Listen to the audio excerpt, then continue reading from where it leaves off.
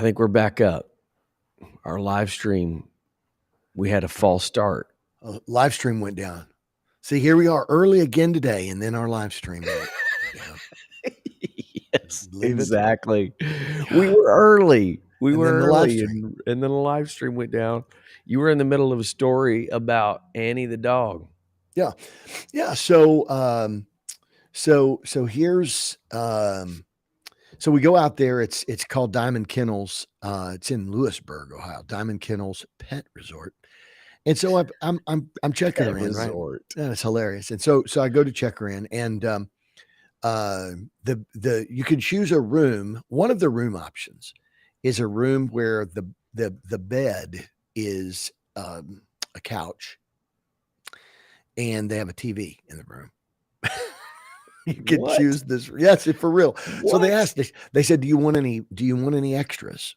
And I said, what extras? Like, what do you mean by extras? And she said, well, normally what you do is so Annie gets she gets 4 free runs, 4 exercises a day. Somebody takes her out, and she goes out into the area, and she gets to run and go potty and whatever. I said, okay.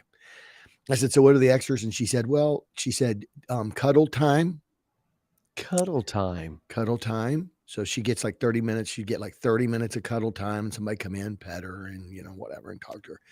And then there was a couple others, and she said, so we put some, so I looked when I dropped her food off, Stephanie put some snacks in there for her.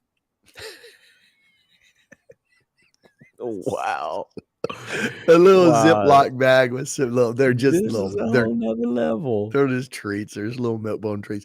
But she said, so we see that she gets a 3/4 cup of food in the morning, 3/4 cup of food in the evening, and a treat in the morning and the evening. Would you like treats besides the treats that you've brought?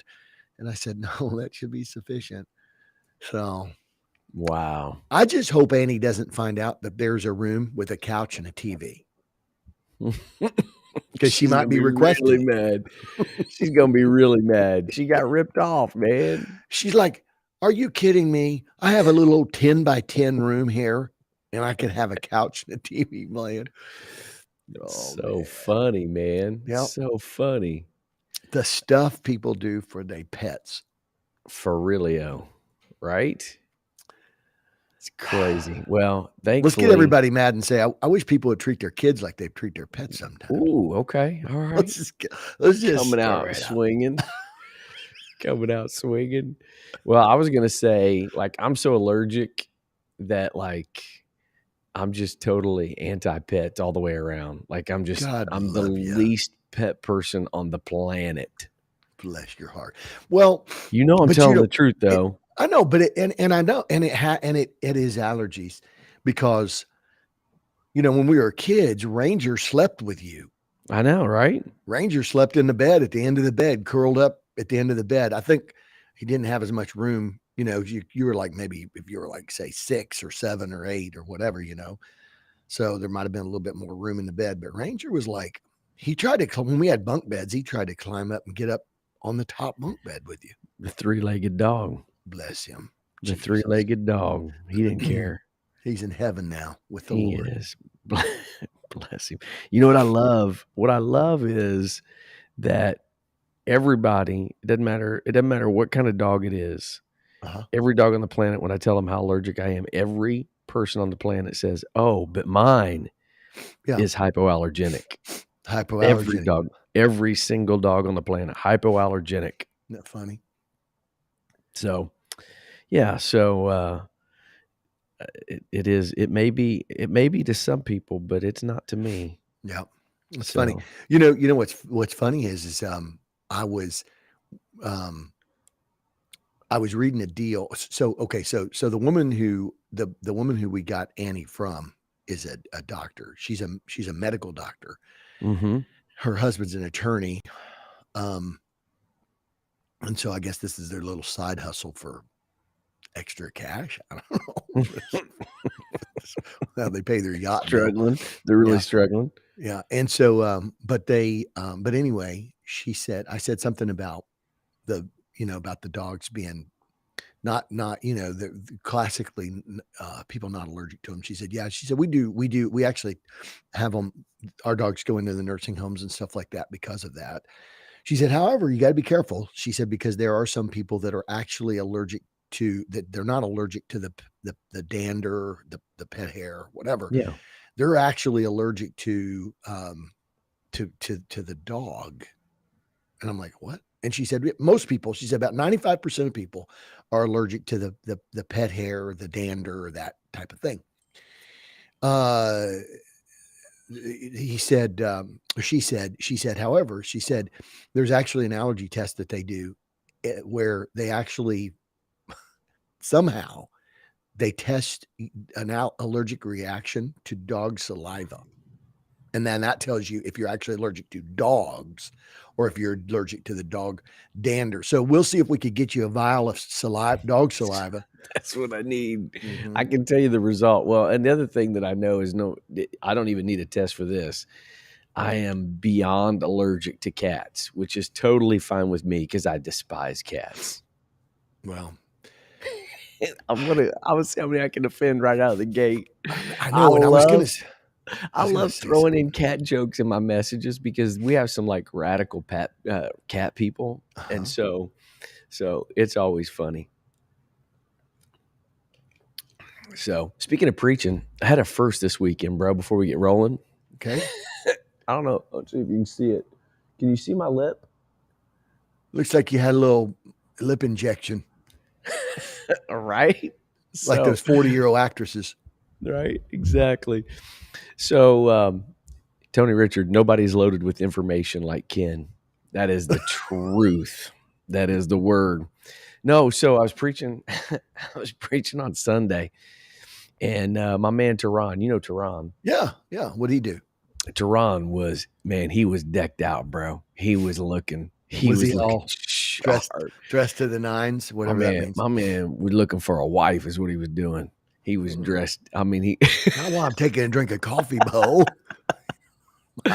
He had a 3-piece suit on. He was looking sharp. And so I was preaching about how that, no matter how good we look now, we all have a story. We all have a story of where God brought us from, whatever. And so I had Tehran stand up. I wanted to show my man off because he was looking sharp. And he went to kind of adjust like his jacket like that. And when he did, he hit my arm, which hit my microphone slapped into my lip. Oh. And so while I was preaching, I could feel blood trickling down my chin. That's great. So I had to that's a workman's comp claim.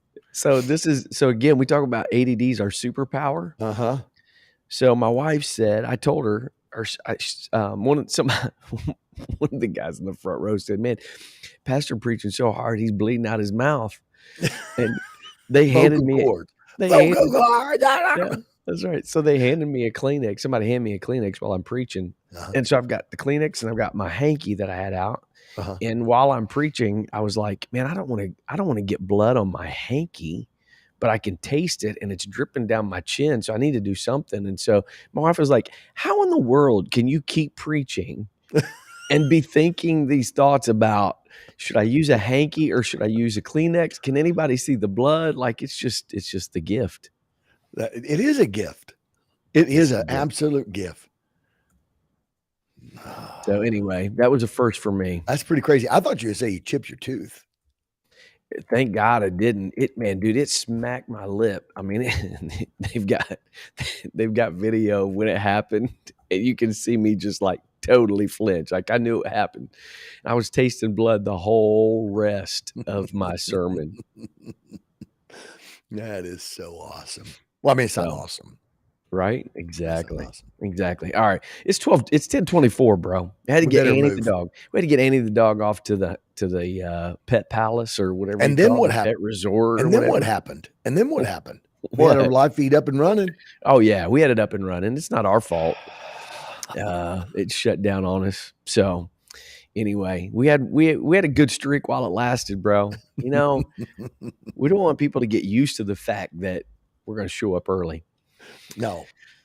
We don't want that to happen. So those that are on, do us a favor, hit the share button, let people know we are up, because there may be some people, Ken, that jumped on because it was on, and then it just I don't know what it did. It just was gone. So get the word out. Technology. There you go. All right, you ready to rock and roll? Let's go. Let's do it. All right, here we go.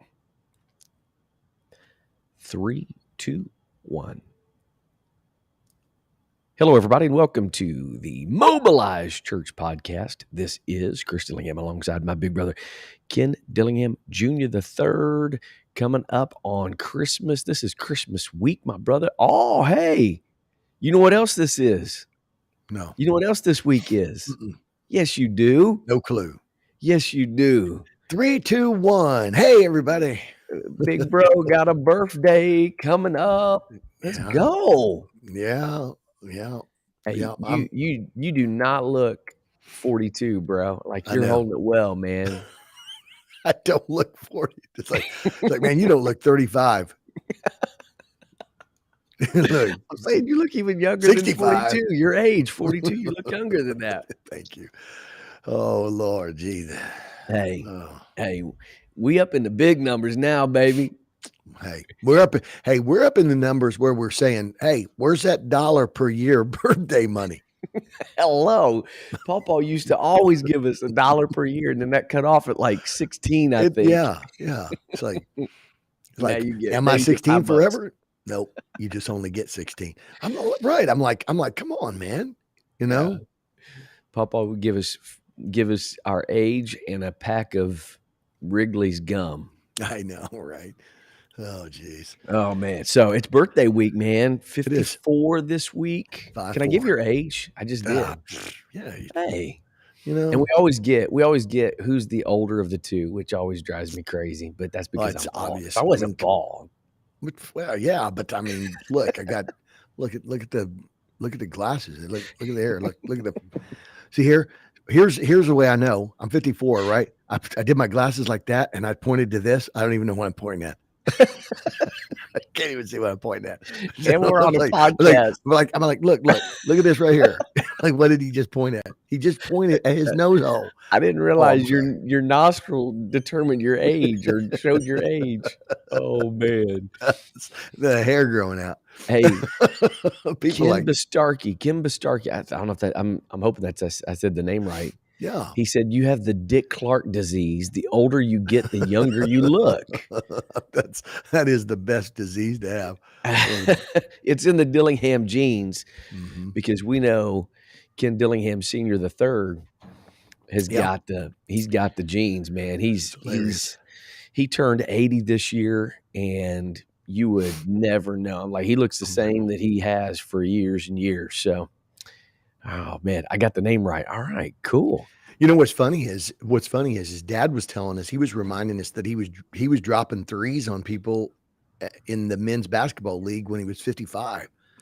He played for years. It's hilarious. Played for years. It's in the Dillingham genes. So hey, 54 ain't nothing but a number. You know. Shooey, man. When you're looking this good, ain't nothing. Hey, I actually did create a theory though. What's the theory? So the theory is, here's my theory. My theory is that if you reduce aging through good, clean living, vitamins, exercise, and then a little good genetics, that the Dillingham genetic is about 12.5% per decade reduction of the average. So if you do the math and you look at, how old was Pawpaw, how old was his dad, and so on and so forth, like 3 generations of people that lived to be 96 years old, 3 consecutive generations. And then even Grandpa was like, what, 88? Yeah, he was 88, I believe. I don't think so. And then so anyway, I just did a little formula. I put a little formula together, and it equaled out to be about 12.5%. So basically what you do is you take, say, 80 and you multiply 87.5 or 87.5%. So your actual age, your functional, so I call it your functional age, Yeah. is 87.5% of 80. Okay. All right. You like that? I once again just proving Tony Richards' theory, man. Like there's information up there. I'm following you, man. I like it. Well, I mean, I think you need to publish that. right. Yeah, That's pretty awesome. it's I mean, it's right still in the theoretical stage. It's still in a thesis. But I like it. Mm-hmm. It's got So potential. here's watch. So watch 80. So I got my handy dandy calculator pulled up. 80 times 0.875 equals, oh my goodness, brother. What is it? See, this is exactly why we, so let me tell you the reduction number. So 80, watch. So 80 times, we'll do percent, 12.5%. Okay. It removes 10 years. There you go. 12.5% off of 80 removes 12 years. So if you're on your 12.5, so at 80, you're functionally 70. Interesting. And it works to the math of the age, the normal mortality rate for the Dillingham clan. I mean, I'm just throwing that out. I like that. That's awesome. So I'm gonna put my buddy Aruda. I'm gonna put him on mute because he said that I look older. So shut up, Aruda. We don't want to hear that. You got. And then Tony Richard said, "Just don't put on the skinny jeans, Ken. We don't want to see that. Don't put on the skinny jeans." Well, I'm not gonna say nothing on that one because I got some stuff I could say, and it would be self-deprecating humor. But yeah. Anyway. Oh man! So happy birthday to you, man, and Merry Christmas. It's a big week. Of course, you've gotten ripped off for 54 years, right? Hey, because people buy you a Christmas gift and then give it to you as a birthday gift. So you've gotten ripped off for 54 years. Bro, best meme I've gotten in probably 2022. Somebody sent me a meme, and it was the three wise men handing Mary and Joseph the gold, frankincense, and myrrh, and said, "Obviously, this is for your birthday and Christmas." That's exactly right. That's pretty good. That is so awesome. That's awesome. Well, we're gonna party. We're gonna celebrate. Shout out to Tracy Russell. She just said in the chat, "Happy birthday, Pastor." And she last night came. Listen, let me give a shout out to Tracy Russell. She give a shout out to Tracy Russell last night after 8:00. It was between 8 and 8:30. She came last night to the children's ministry Christmas party to bring us a big box of uber fancy bougie crumble cookies. Nice, man. You can't beat a good bougie cookie. I know, man. And she drove. She went and got them. Came all the way there. Came right through the middle of the children's ministry deal. I said, "Come on over." She came in, sat down with us, and blessed us. So anyway, that's so nice. So she deserves a shout out in them. That's awesome. When you said Tracy Russell, for some reason my brain went to Nipsey Russell. Was he a globetrotter? Nipsey Russell. No, he's a comedian. I thought he was a good.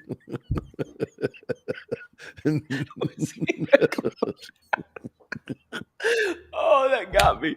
Oh, I'm shook. Was he a globetrotter?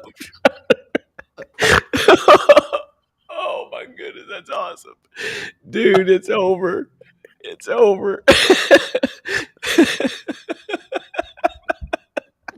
This is like the Doug story. Oh my goodness. Oh man, bro.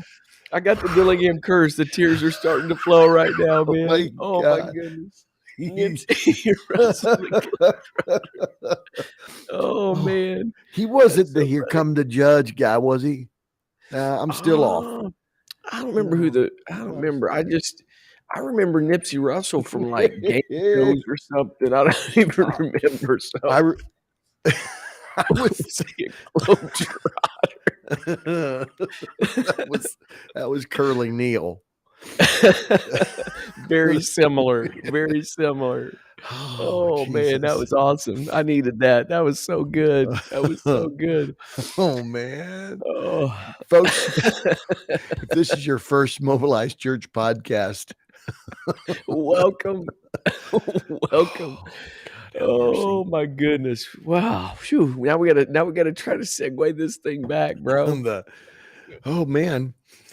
So today we're just introing. Today's podcast is just going to be a highlight reel. Da-da-da, Oh. da-da-da. And no, we're not gonna go edit this out. I get that question a lot, like, "You guys gonna edit some of this stuff out?" Nope. Not a chance in the world, man. This is the Nope. best stuff we do right here. Let's see, Oh, man. That's awesome. Here comes the That's second so wave. That's so good. Oh, man. Oh, my goodness. And then my brain then my I shouldn't say this, but oh, oh, man, I won't say it. I won't say it. I won't say it. Oh, Some Jesus.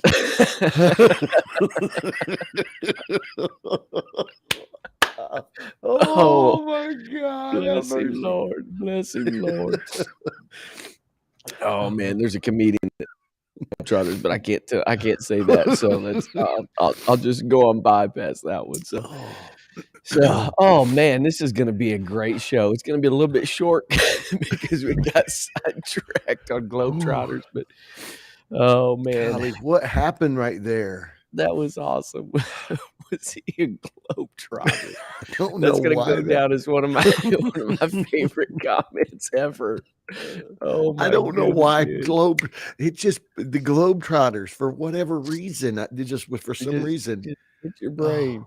Oh, it's so good. That's so good. Well, we do have something to talk about today, although I'm kinda stuck on the Globetrotter thing. I wanna stick on that, but we do have a topic to discuss. So what I'm gonna do is I'm gonna oh, sure you are. Sure you send are. it over to you I'm gonna send and it over. He's like, I'm so gonna I'm gonna let send it over you to you while I put myself on mute and finish my. have a moment here. Oh man, Oh, what's funny Jesus is help us. we both got the hankies out and oh my goodness.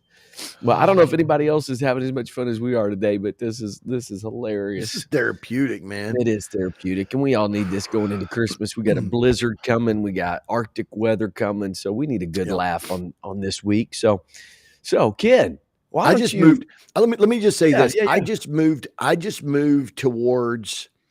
I just moved up the faster scale. On I was like For life was real. speeding up. There was some anxiousness and I was probably in a S if I'm being honest about the faster scale. I was probably at about a S. And Yeah.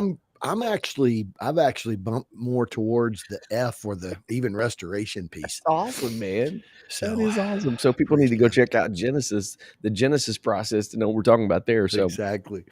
we should talk about that one day on here. That would be awesome. Right? I sat down yesterday and actually, it's funny. I actually sat down yesterday. We actually could because I sat down with Stephanie, my wife, and I said, I was telling her about the faster scale, right? Yeah. And I was explaining to her. I said, I was checking in on the on this app that we're doing, and some of the guys in the church, and so I was checking in on it, and I told her, I said, I'm probably at an S right now, and she said, really, what for? And I said, man, I don't know. I mean, like just the baptistry leak. I mean, we've only been in the church for 2 years. The baptistry leak. They took. We literally had to take all the stuff out of the baptistry and lift it up on jacks and lift it all the way up. When they got underneath it, there was there was mold underneath. So Oh, they're going to take all no. that. They're going to have to take all that wood, all that stuff out from underneath there. So, and then you know how it is, Christmas season and whatever. So I was telling her, I said, what's interesting about it is, I said, as I look at this, I said, it's actually a pretty amazing tool, especially if you're discipling someone. Yeah. who's coming out of some form of addiction or some form of just habitual behavior or whatever. This is a great deal. If you're not a counselor, you don't have a counseling degree, but you can ask the question like, so have you checked in, where are you at on the faster scale? And then I said, then you could ask questions like, so tell me, what are you anxious about? What is it that's sort of stirring in your heart that you feel like maybe might be a little bit out of control, that's causing you to feel sped up?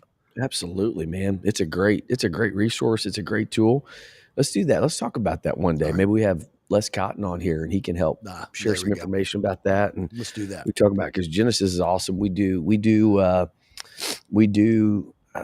not what we call it's not classes, but we do groups. We got one actually starting in January. It's happening, and it is great. I've actually had a lady this last week, Sister Effie, told me, she said it ought to be mandatory for every believer. Wow. It ought to be mandatory because it helped. It's a lot of fruit to root to fruit exercise, that kind of stuff, and whatever. So good stuff. So, well, man, I do think that kind of leads in a little bit to our conversation today. Let's go. Not about Nipsey Russell. Whew. But we do have a conversation, and we lost a few viewers. A few during the Nipsey Russell conversation, so people bailed. They got confused. They didn't realize that this wasn't the 70s comedian podcast. This is the Mobilized Church podcast. Before we start, Ken, I do want to give a big shout out to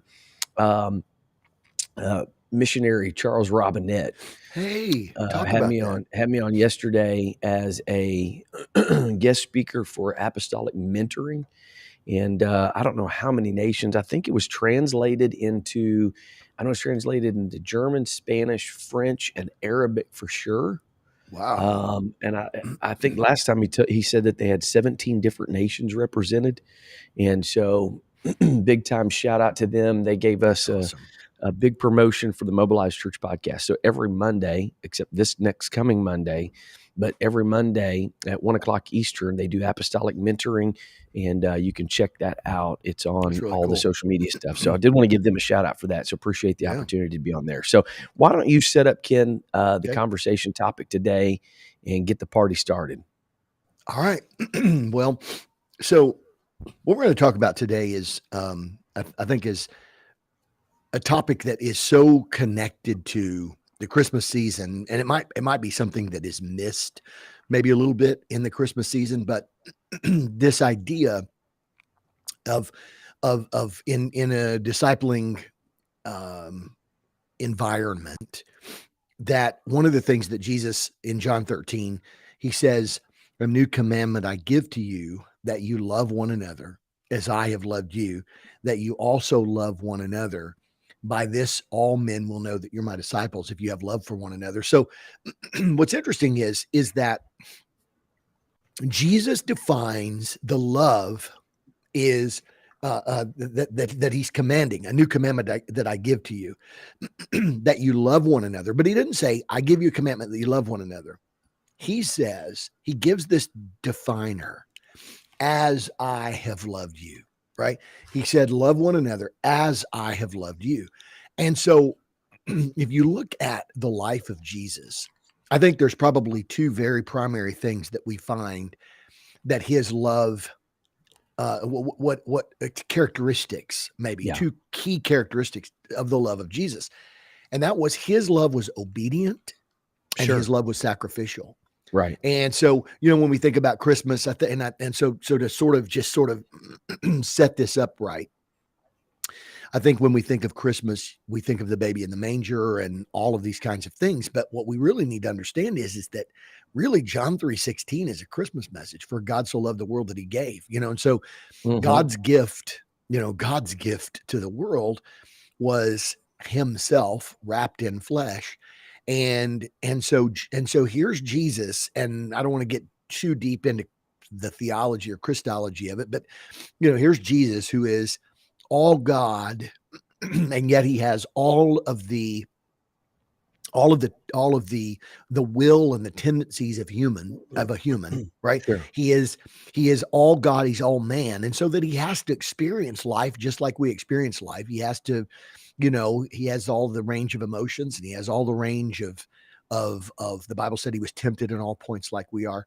And so I think it's interesting that we understand that Jesus was basically modeling the lifestyle, but he was also modeling what love really is and what love really looks like. So I think today, as we think about the world that we live in, we think about this, all of the misunderstanding of what love is. And, Sure. so I think that for God's people, it is so vital today that we look at this topic, take a deep dive into some of this understanding so that we can do what Jesus told us to do, that we can a new commandment I give you. This isn't like a suggestion. This is a new commandment. As I've loved you, that's how you're to love. Absolutely. And of course, all of this is hinged of, the question, what is the greatest commandment? Jesus responded, love the Lord your God with all your heart, soul, mind, and strength. We understand that. And then kind of without being prompted, Jesus said, and the second is like it. Mm-hmm. So it's directly tied to it. Mm-hmm. And that is that you love your neighbor as you love yourself.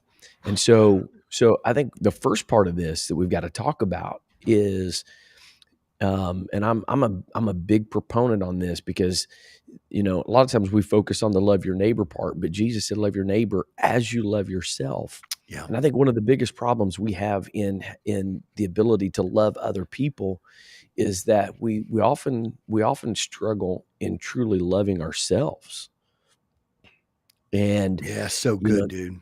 right. That's such a big challenge. I think, there are a lot of reasons for it. There's no way in a show like today we can, cultivate an exhaustive list of the reasons why maybe we don't love ourselves the way we need to. But most people on the planet, regardless of what you see on social media, most people on the planet battle insecurity. So good. Right? So good. We're acquainted with our own weaknesses. We often look, I remember in Bible college, bro. Like I was so broke, dude. When I tell you I was broke, I was absolutely busted broke. I had nothing. And I had like maybe 3 church outfits, and Right. I was driving a broken down car and whatever. And I was, I'd look at others and, guys wearing $300-$400 suits and driving nice cars or whatever. And I realized something that, a lot of times you would look at somebody and he's, this guy's wearing a nice suit this week. And you think, oh man, he's got it together and whatever. And then that guy's wearing, and what I realized was none of us really had a lot, Yeah. right? Yeah. But you start looking at this guy's got this and this guy's got that and this guy's got that and I don't have any of it, and realize that you start to feel inadequate because you don't have not what one person has, but what the group has together collectively. Wow. And so And it like I made you really massively aware of your need. absolutely like Yeah. just how deficient I was and just so insecure. So most of us battle that insecurity. And the truth is the only way that we can really love people the way Jesus has called us to love people is to let him define us, let him define our value, let him define our worth. And it's such a challenge, especially for the younger generation, the influence of social media. Nobody puts their junk on social media, just the garbage of their life, the junky Yep. places in their lives. They only put the great stuff, the positive stuff, the good things, and it creates this image that everybody else has it together but me. My life is chaos or whatever. My mind, my emotions, my heart, like all of that stuff. Well, nobody ever shows that. They always show the positive, Yeah.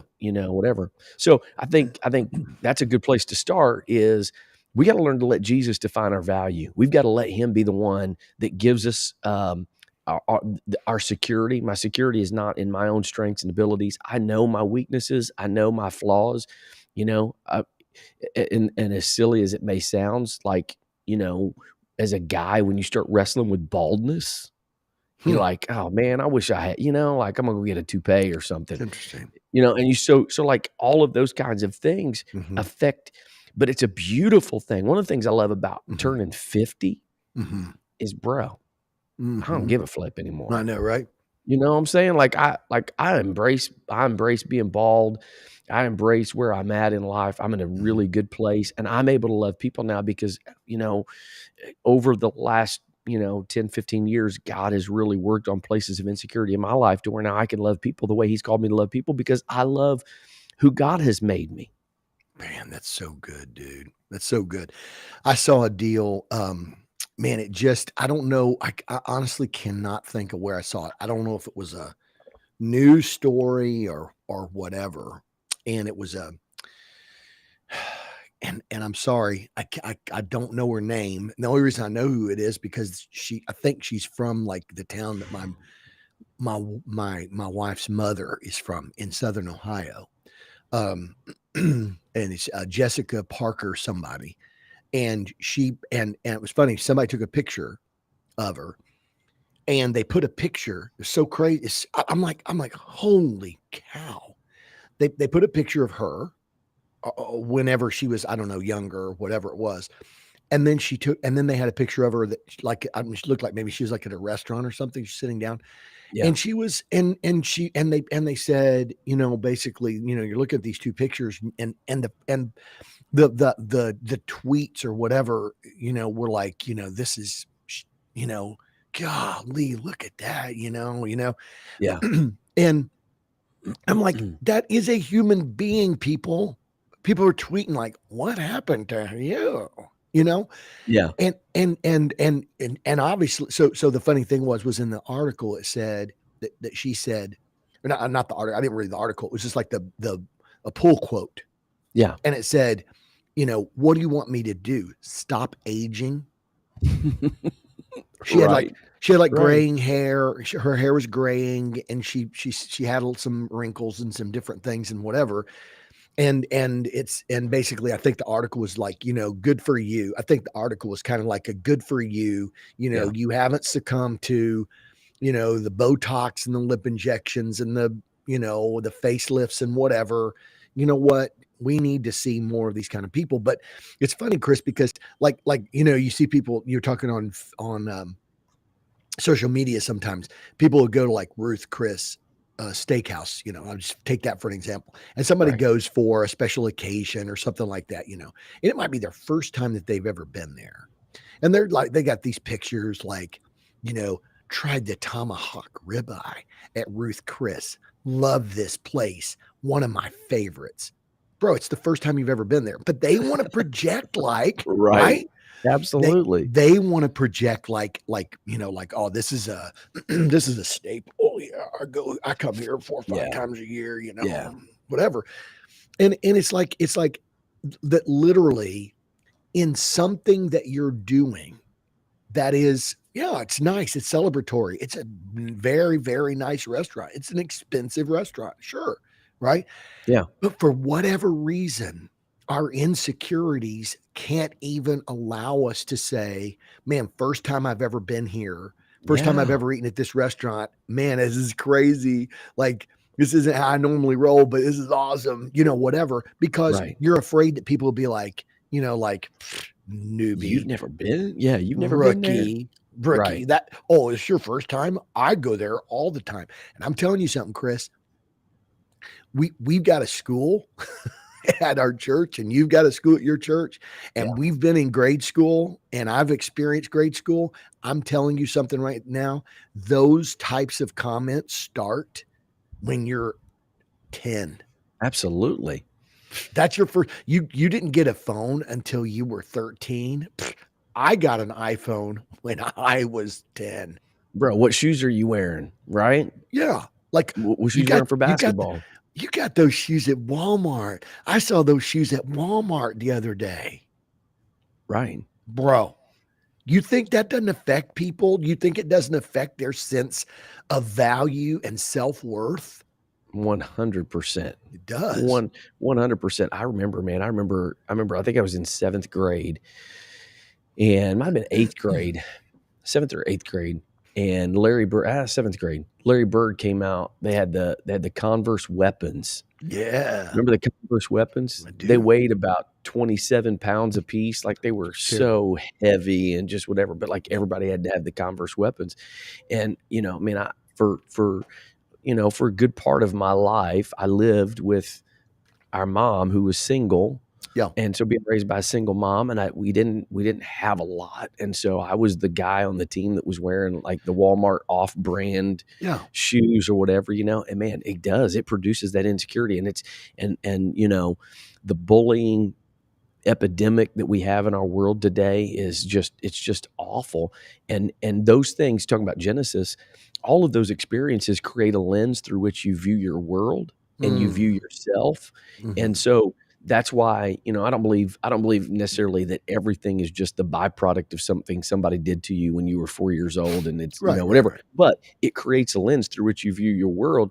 And so now Mhm. all of a sudden, if as a child in your immature state, your identity is directly tied to how you look, what you wear, having the name brand stuff, whatever. Yep, yep, It creates that lens. And now all of a sudden, man, as you age, you would hope that you would mature out of that. But bro, how many people do we know that are financially, they get out over their skis financially because they've got to keep up an bro, image. They got to have the bro. car, they got to have the phone, they got to have the computers, they got to have this, and they get out over their skis, and now they're in trouble and whatever because they've got to keep that image up. And so the whole point of all of this is you can't love people like Jesus wants you to love There it people is. unless you love you, not based on your value or your worth of where you work, what your position is, what you've accomplished in this life, how much money you make, all of that kind of stuff. Only Jesus can determine your value. And when you get that peace and confidence, now you're able to love people where they're at, Yep. with in a way that's birthed out of how how much Jesus loves you. And isn't it interesting as you were talking there, it's interesting how much materialism sometimes is the result of our desire. I think a phrase, kind of a phrase that ties the materialistic craze. So you talk about people getting in debt, like, Yeah. that are overwhelmed in debt or whatever. I think a phrase that sort of ties together this feeling of insecurity or these feelings of not measuring up or whatever, and then people going out and buying stuff, and you think of just like rampant materialism, is that it creates a habitual pattern in the life of an individual if they're not careful. It often does creates a habitual pattern of thinking that when I get those, Mhm. when I finally buy those, when I finally have those, that that's going to be I'm going to measure up now. And Yeah. I think that phrase is keeping up with the Joneses.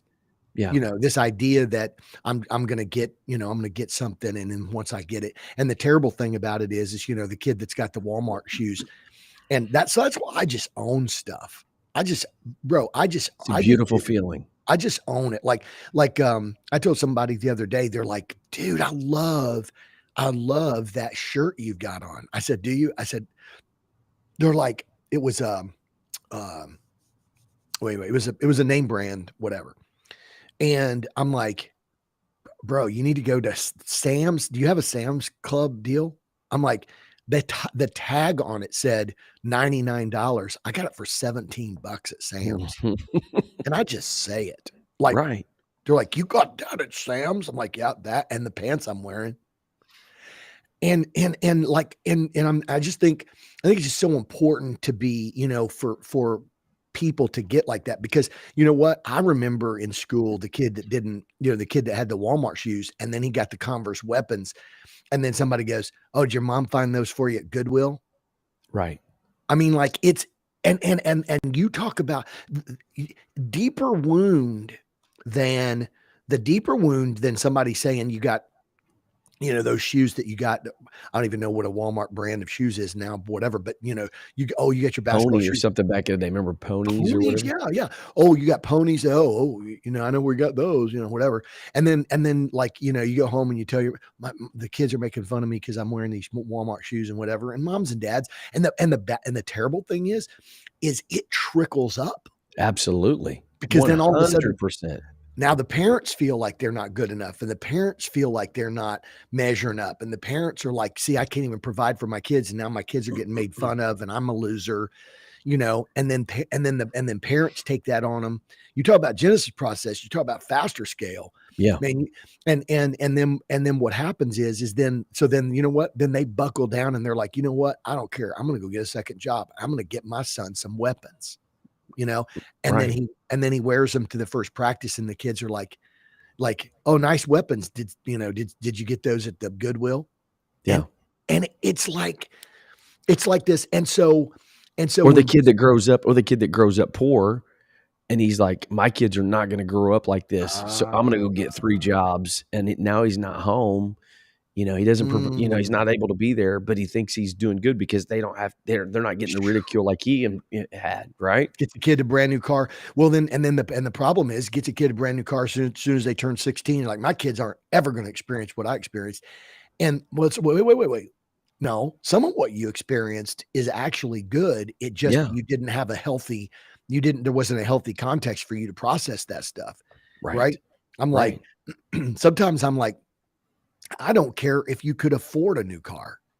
Let your kid drive a used car when, you know. And I don't know. I'm not lecturing anybody. I'm just simply saying, I think this is What's the it thing. birthed out of, right? That's the key. What's it birthed out of? That's the thing. So Chris, you know, when we talk about what Jesus said to the disciples, as I've loved you, I think what's interesting is one of the reasons why it's so difficult to love others, is you just have shown that oftentimes we feel insecure, we need loved, we need Yeah. affirmed. And Jesus basically says, that's why I'm here, because you need loved, you need Yes. affirmed, you need saved, you need re-imaged, you need Yes. redeemed. That whole word, to Yes. deem, we say, well, you know, we deemed it, right? That means Yeah. to to sort of christen it as something. And you say, we deemed it, you know, whatever. And he said, I redeemed, right? Yeah. I deemed them again, my children, my image bearers, or whatever. And I think so. Jesus basically, this is that thing that we talk about where we say the indicative creates the imperative. Who is God? What has He done? Who am I because of what He's done? How then shall I live? I think what happens is when we begin to realize that God is this, and because He's this, He did this, and because He did this, I'm this, and Yeah. because I'm this, I can now live this way. Jesus was basically leading His disciples into this place of saying, I'm this, I'm going to do this, I'm going to make you this, and then you're going to be able to do it like I do. Yeah, absolutely. And you know, what does the Bible say? We love him because he first loved us. Exactly. That's where it all begins. That's where it all starts. And then so then tie that in, right? The commandments.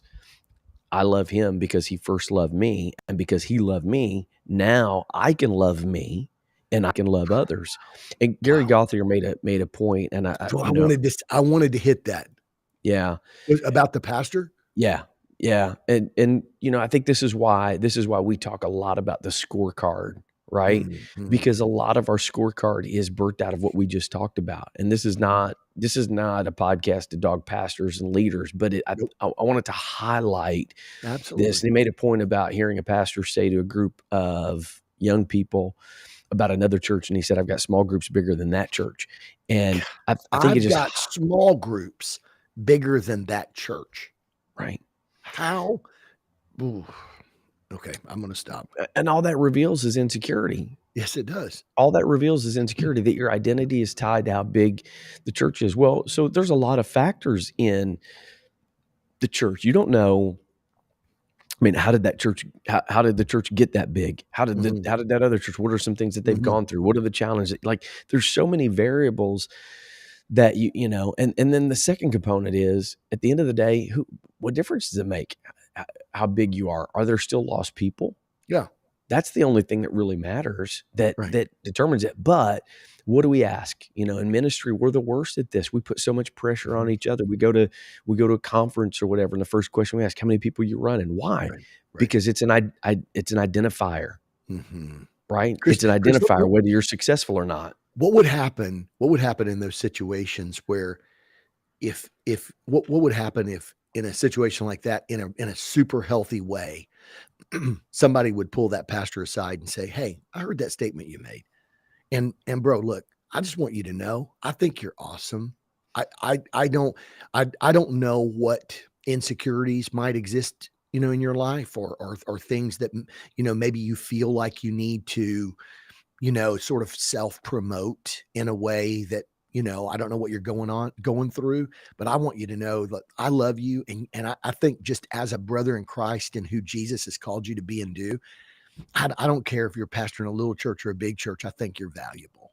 Exactly. Wouldn't that be crazy? Like we, but what Right. happens Instead of is rebuking them, right? Yeah, it yeah, makes us you're valuable. angry. It makes us angry because we all know the sting of it. But Sure. but Jesus said, "As I've loved you, so love one So another." love And the each other. crazy thing about it is, here's the second piece. Okay, first piece is it's hard to love sometimes because we're broke. Number 2, sometimes it's hard to love because their brokenness is so obvious. And so Man, we truly. want to be angry at that and say, "You dimwit. What in the name of heaven are you thinking talking like that? Don't you?" But what would happen if like Jesus would walk up because I think of like The Chosen. Mhm.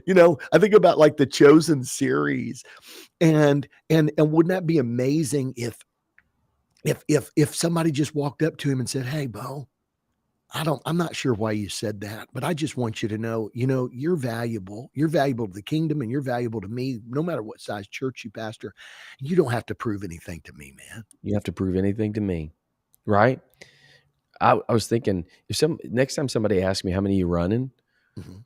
my response is gonna be, "You know what? I'm not really sure, but I know we have about 652,000 that are still lost." Yeah. Right? Yeah. Yeah. Because Gary Gothier followed it up again with, like, we need Jesus to transform what we the way we think and what we value, which is so true.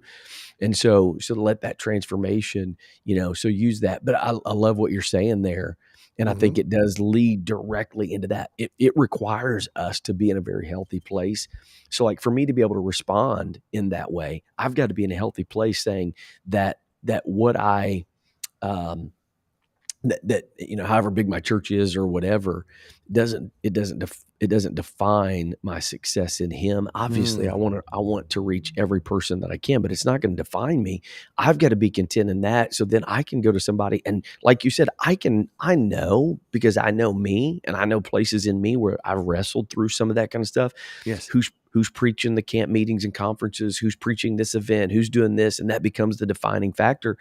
But because now I'm at peace with that, I could go up to that guy and have that conversation and say, "Look, man, hey, I'm excited. I'm excited that you're blessed. I'm excited that your church is growing. I'm excited you got a lot of really good people in that church, and but none of that. What if everybody left your church tomorrow? That's not going to No, change it's your yeah, you'd still be value or who valuable. you You'd still be are." valuable to me. Yeah. Well, how about so that's a great statement. I'm gonna think about something like, you know, the Boston Marathon runs between 30 and 40,000 people until I'm even remotely running what the Boston Marathon's running. I mean, like Right, right, run, how many you run, but no, but I no, you're right, and I think that's the thing. That second piece that we're talking about today is so important and so valuable to us as we think about how does what kind of thing is Jesus saying when he's saying, "As I've loved you, so love one another," and and here's the thing, and I wrote this down. The problem is that we cannot always control our emotions, right? mm-hmm, We can certainly mm-hmm, control what we do because of them, but too often the emotions themselves just happen. But the kind of love God calls us to have for others is the same kind that he has for us. It is agape love, the essence of which is sacrifice. God's love for us is a sacrificial love the kind that sent him to the cross for our sins. He didn't save us because we were lovable. He saved us because his love caused him to sacrifice himself to us, right? He didn't, and that's the thing. He didn't love us because we were lovable. And that Right. word, right? They're so lovable. Yeah. You know, it's that song says, you know, it's so easy to love you, right? There's some people that they're not easy to love. And I 100%. would, and Chris, I would venture to say that to the God of glory, the King of the universe, the righteous sovereign of creation, that we are all pretty much unlovable to the God who is perfect in righteousness and perfect in holiness. Like if there's a scale, if there's a if the righteousness, if there's a righteousness scale that's a 12-inch ruler, all of humanity from its least righteous to its most righteous would fit from about the 0 to the 1/8 mark. Yeah. And God would be at the 12-inch mark. Yeah. Fully righteous. All right. We would be like there's like a 1/8 of a difference on a ruler between the least and most righteous human. You know what I'm saying? So we're Right. all unlovable to God. And so God's saying, I got to do something in you. I've got to make you valuable. I've got to make you understand your value, which I believe is the beauty of the cross. I think it's the beauty of the fact that all are sinners, all have sinned and come short of the glory of God. So I love the fact that in the Bible, it's like, look, as far as God's concerned, you're all buying your clothes at Goodwill.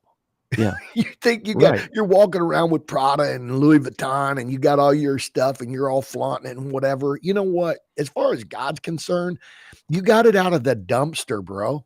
Right. Well, out of the dumpster, I got this at Saks Fifth Avenue. And he's like I said, right? To God, to God, the Saks Fifth Avenue's a dumpster, bro. Yeah. Yeah, absolutely. And I can I go on a rant for a minute? Do it. Can I rant? I just want to go on a rant for a minute. I did this on. I kind of took a little break from social media, but it just kind of stirred me up just a little bit. You know, there's a lot of posts that I see from Christians on social media, and it's kind of become kind of an in vogue thing to talk about haters. Bring it, bro. Talk about on this. talk Rant on about this.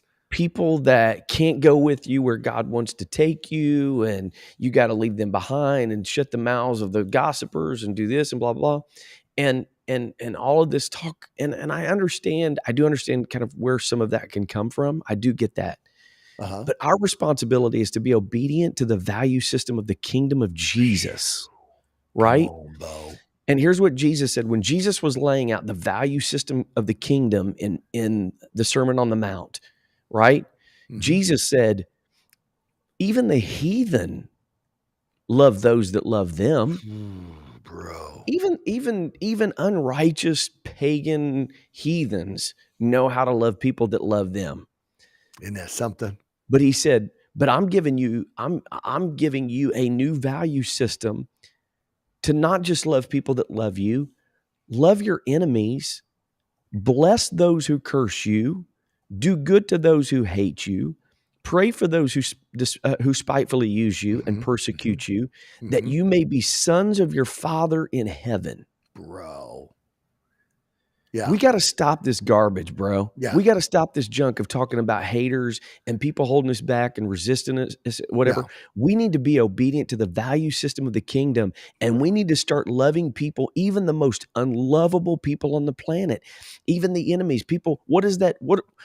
Why are they our enemies? Maybe it's because of their own insecurities. Aren't you glad Jesus didn't leave behind his haters?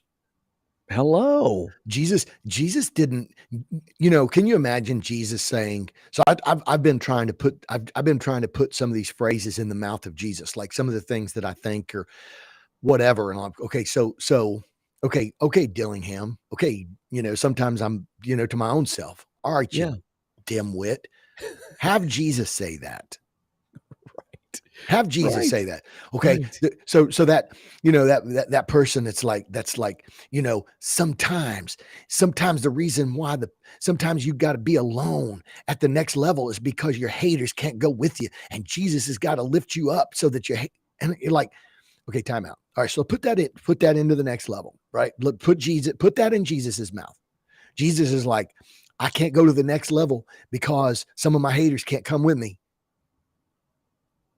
I mean, it's just all of a sudden the whole thing that you said, love the unlovable, Love the bless unlovable. bless those Bless that them. curse you. I think it's interesting that when Jesus says, he says, if you only love those who love you, Right. what I think the King James says like this: what thank have ye? In other words, Mhm. what is there about that that's worthy of praise? Right. He said, because the godless heathen do that. Yes. You don't even need Jesus to love people who love you, Yeah. but you do need Jesus to love people who don't love you. And that's what we're called to do. And in that, we demonstrate the kind of love of Jesus, not leaving your haters behind and, I got to go to the next level. Sorry, sorry, some people just can't go with me. Come on, man. It's crazy, and a lot of times that's direct. I don't get it. It's directed at people within the church, Yeah. Yeah. and Jesus says they're gonna know that you're my disciples. The delineating factor between you and everybody else, the questionable life that you're gonna live, is that that the world is not going to understand how God can bring people from different backgrounds, Mm-hmm. different races, different Mm-hmm. economic groups, different, whatever, and he can bring them together and we can love each other. And the way How that we does love God each do other, that? right? How does God do that? How are these people a church? How are these people a people? How do these people how does this guy that's a multimillionaire sit in the same row with a guy that 2 weeks ago was homeless? Yeah. How they did Yeah. doesn't happen. It doesn't happen like that at the country club. It doesn't happen like that at the, and I mean, just name Go on your, down the list, right? there's no place on the planet. People are like, you know, I see stuff all the time.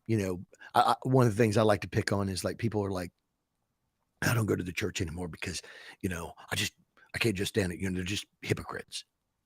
And I'm like, okay, two things. Okay, number one, I mean, the only place that you're going to find hypocrites are places where people are trying to live out something that is hard to live out. Okay, number Right. one. Right. Which, by the way, I always tell people, I said, it is interesting. I had somebody come to me one time and talking about loving the unlovable. I think sometimes we have to disciple people toward this. Somebody came to me one time and said, nobody did this and nobody did that. And they were kind of just dogging on, nobody called, nobody helped me, nobody. I said, okay, well, let me ask you a question. I said, about 6 months ago, I mentioned a person. I said, they went through this and they went through that. And I said, did you call them? Did you go take them dinner? Did you do anything special or whatever? And they're like, oh, I didn't even know that they were. I said, okay, my point. How do you know that everybody knows what you're going through? How do you know? And I just was like totally honest with this person. And here's what I said to him. I said, see, here's the thing that I find. Because we know us, Mhm. we grant to ourselves the maximum grace. Well, if you knew what I Absolutely. was going through, well, if you knew what I was going through, but we require the maximum standard from others. Well, Christians are supposed to, and you should have, and they should have, and da da da da da. And so, I just kind of said, I said, I mean, I said, look, I'm not denying that you're going through something. I'm just simply saying it is interesting that in that situation you applied the maximum amount of grace to yourself, but you apply the highest standard to others. And I think this is important, Chris, because in this place of, in this thought, this idea of coming to this place where, like I tell people sometimes, they're like, well, they left the church and they went to the bar and those people didn't, judge them, and those people didn't, whatever. And I said, well, I said, you don't know. I said, maybe there's some people that are getting drunk on Tuesday night at 7 o'clock and they're like, oh, these weekend drunks, they come party here. They come to the bar on Friday and they're going to come on Friday and come on Saturday and going to drink and they're going to get drunk or whatever. Where are you at on Tuesday? You're not a real drunk. You're not, Yeah. Yeah. so I just think it's important for us, to when we start what you're talking about, when you start going down this road of saying, what I'm called to be or do is in relationship to anyone else, Yeah. is no, what I'm called to do is in relationship to Jesus. As I have loved you, so love one another. Yeah, Period. and I think this is the key, and I know we're running out of time. Nipsey Russell got us off track, and so I know. we we ran out of time. I think here's really what we're talking about, Okay. and this is so it all flows together, right? This is amazing thing of like you bringing up Genesis because this all perfectly flows together because the reality is the reason that we struggle in loving loving unlovable people Mhm. is because we're not healthy. We're not That's it. spiritually healthy, which is That's what it. discipleship is all about. Discipleship is all about That's being it. spiritually healthy. And I'm telling you right now, bro, in the last 6 years of intentional direction and focus on being a disciple of Jesus, Mhm. I am the healthiest today, not just because I'm old, but I'm the healthiest today spiritually because of this intentional focus on any place in me that's not like Jesus. I want Good. him to change me, to Good. change what I care about, to match and reflect what he cares about. And here's the deal. A lot of times what happens is because we're not healthy, we look at unlovable people and we don't love them in a healthy way. We Mm. love them. We actually become enablers. We actually become codependent. I mean, Yeah. all of these kinds of things through Genesis that you learn and you talk about. And this is why it's so critical when you're dealing with unlovable people. We've got to be healthy first so that we can love them the way Jesus wants us to love them, right? And sometimes that means letting, like I love my kids. But sometimes loving my kids is letting them feel the ramifications of some of the decisions that they've made and Mm. come alongside them and say, "Look, okay, what'd you learn?" Right? My kids hated that when they'd have something go wrong in their life. My question was like, "Okay, we never lose, right? We win or learn. So what'd you learn from this? This is not a Mhm. loss as long as you learn from it. If you don't learn from it, yeah, then this is going to be a loss. But what did you Mhm. learn from it? Well, that we have to be in a healthy place so that we can love people the way Jesus wants us That's to it, love people. man. And just if I could just kind of condense it into this small little package, is this: there's not anything anybody can ever do to make me stop loving them. Yeah. So I've had somebody talk Good. about, thinking about leaving the church or whatever. And I told somebody recently, look, there's not anything you can do that will ever stop me from loving you. Do I want you to leave? Do I think it's not the right decision? All that kind of stuff. But I'm going to respect you enough to let you make your own decisions. I'm going to try to do everything I can to show you the love of God so that you don't feel like that's what you need to do. But Mhm. at the end of the day, I'm never going to leave you or, But or but he stop loving you. but here's the deal, Chris. Here's the thing. Because you don't need them as your validation. Correct. If Correct. Healthy, right? Being if healthy again. if they're your validation, like that pastor that has, small groups bigger than that church, then when people leave, they're stealing something from him. It wasn't something that he actually possessed to begin with. It wasn't something that we actually possessed. If you got your validity, your validation, your sense of identity Yeah. from the people who come and worship and whatever, if you sensed your identity from that and somebody left, then it could make you stop loving them. Yeah. But if you Absolutely. but if you don't get your identity from them, then then you have the ability to go ahead and man, isn't that awesome, dude? Absolutely, man. That's awesome. 100%. And that's why I'm saying like this discipleship piece. But honestly, I wish everybody could hear this conversation. Yeah. Seriously, I wish everybody could hear this conversation. Our numbers are not as high as they normally are. I hate that because I feel like this is one of the most important conversations Phew. that we could have Mm. because people have to know that, like if we're really going to be the multiplying disciple makers that God has called us to be, So true, we've Chris. got to be the healthy disciples of Jesus so we can love people from a So healthy true. place. And what's and one of my favorite scriptures, love never fails, right? If we can love people, even the most unlovable person, the way Jesus has called us to love Ooh, people, it's Bubba. going to usher in multiplication revival. It's going to make our churches healthy. it's going to make our church culture healthy. But when we're not healthy, it produces dysfunction, just like in a family, right? Can you When in a family it's dysfunctional, it's going to produce dysfunction in the home. Yeah. Is it possible that we could say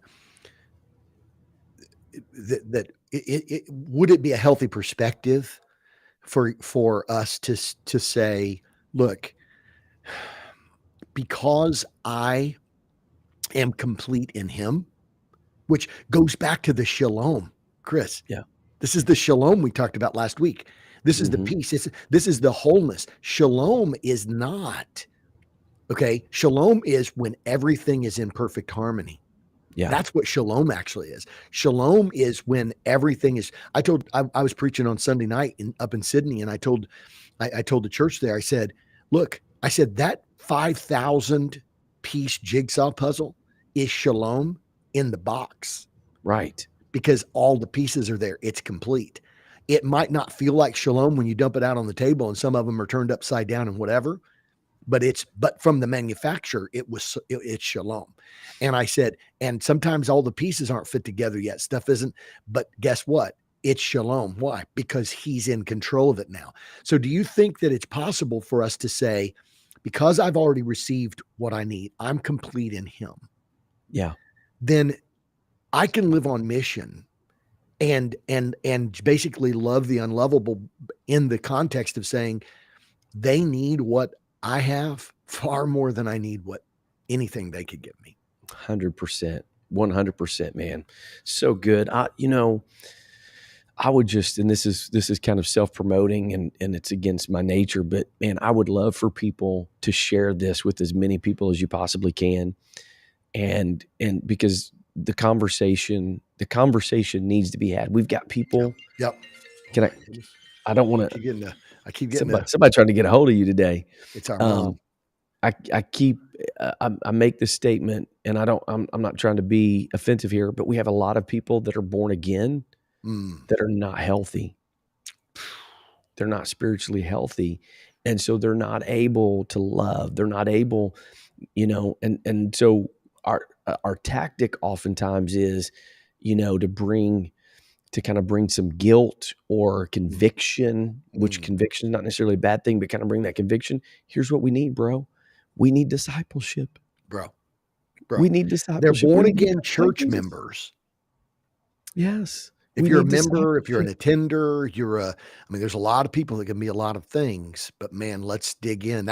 Is that why you think maybe Effie says everybody, all the church should go through this? Absolutely, because there are places in them that have caused dysfunction, that our dysfunction becomes our norm.